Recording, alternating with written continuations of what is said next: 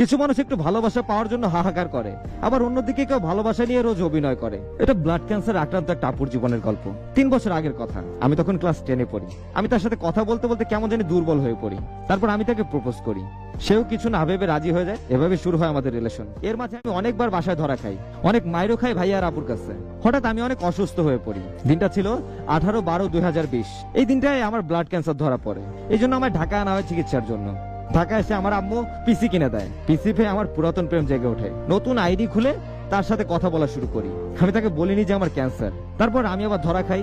আম্মু অনেক পিটায় আমারে, কিন্তু অসুস্থ তার জন্য আম্মু বেশি কিছু করেনি। আমি তাকে প্রায় মেসেজ দিতাম, কিন্তু সে কেমন জানি হয়ে গেছিল, আমায় ইগনোর করতো। হঠাৎ একদিন সে আমায় বলে আর রিলেশন রাখতে পারবে না। আমি ওই দিন অসহায়ের মতো কান্না করেছিলাম। তারপর আমি আমার গ্রামের বাড়ি যাই, মানে আমার নানি বাড়ি। তখন একটা বড় আপু আমায় বলে যে তোর বয়ফ্রেন্ড তো অন্য একটা মায়ের লোকে প্রেম করে। আমি এই কথাটা শুনে রাস্তায় অজ্ঞান হয়ে যাই। আমাকে হাসপাতালে ভর্তি করানো হয়। আমি সবকিছু নিয়ে অনেক ডিপ্রেশনে চলে যাই। কারোর সাথে কথা বলতাম না, ঠিক মতো কিছু খাইতাম না, আর সবসময় একা একা থাকতাম। এইভাবে 5 মাস কেটে যায়। আমি আবার ধীরে ধীরে নিজেকে একটু স্বাভাবিক করে আবার সবকিছু ঠিক করতে থাকি। তাকে প্রায় ভুলে গেছি বললে চলে। এর মাঝে সে আমায় আবার একদিন মেসেজ দিয়ে বলে সে ভালো নাই।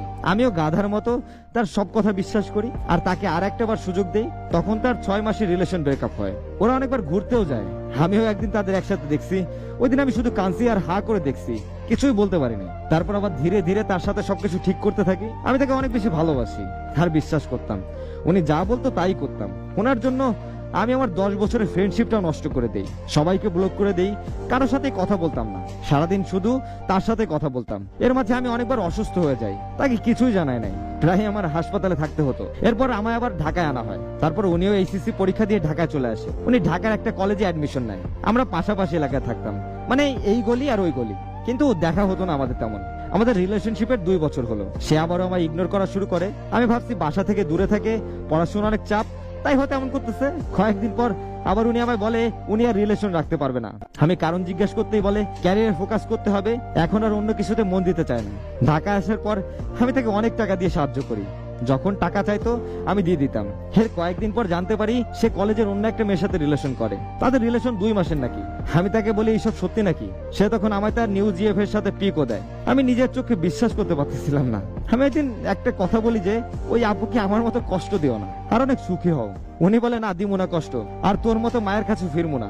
আয়নায় মুখ দেখছিস তোর দেখলেই আমার বমি পায়। আরো অনেক কথা বলে, অনেক বাজে বাজে কথা শোনায় আমায়। আমি কিছু বলতে পারি না ওই দিন। আর এর মাঝে আমি 2 মাসে 9 বার অজ্ঞান হয়ে যাই। আমার অবস্থা অনেক খারাপ এখন। আজ আছি কাল নাই। হায় রে মানুষ, জীবনটাও কত অদ্ভুত, তাই না? কিছু মানুষ একটু ভালোবাসা পাওয়ার জন্য হাহাকার করে, আবার অন্যদিকে কেউ ভালোবাসা নিয়ে রোজ অভিনয় করে। মানুষ এক আজব প্রাণী, কত রং ধুতে